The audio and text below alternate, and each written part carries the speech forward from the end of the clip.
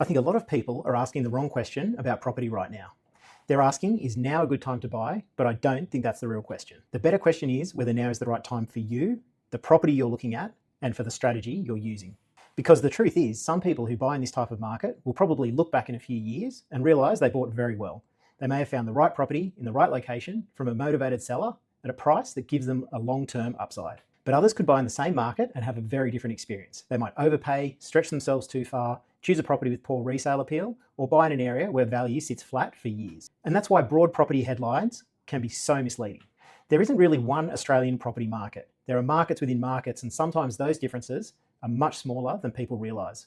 Sydney doesn't move as one single market. Western Sydney doesn't move as one single market. Even within one suburb, one street can perform better than another, and sometimes one particular property can hold demand better simply because of the land, the layout, the aspect, the zoning, access, school catchment, or buyer appeal.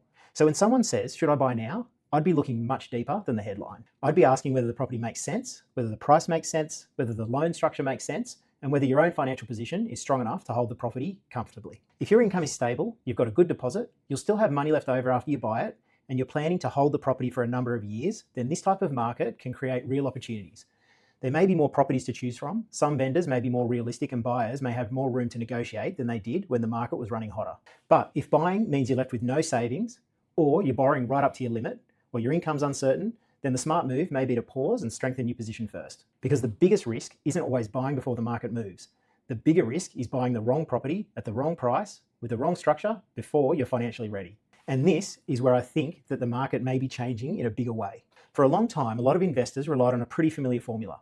They accepted weaker cash flow, leaned on negative gearing benefits, and expected capital growth to do most of the heavy lifting over time.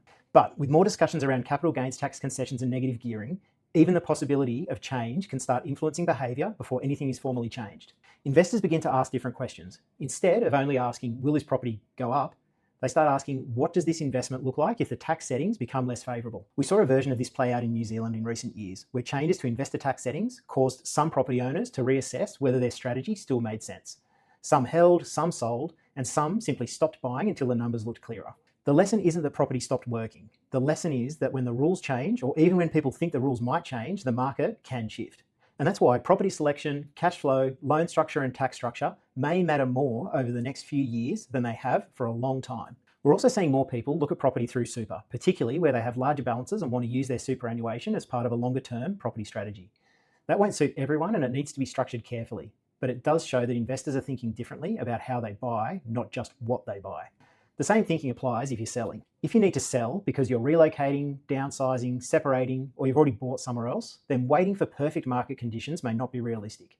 In that situation, a fair offer in the current market may be worth some serious consideration. They have more choice, they're doing their numbers carefully, and they may not be willing to pay yesterday's price just because that's the number a vendor wants. So I wouldn't look at this as simply a good market or a bad market. I'd look at it as a market where the details carry more weight. Your position, the property, the price, the structure, the tax treatment, the location, the lender, and your reason for buying or selling can all change the answer. For some buyers, acting now may be more sensible. For others, waiting may be the better move. For some sellers, selling now may still produce a good outcome, and for others, there may be no need to rush at all. The market won't give the same answer to everyone.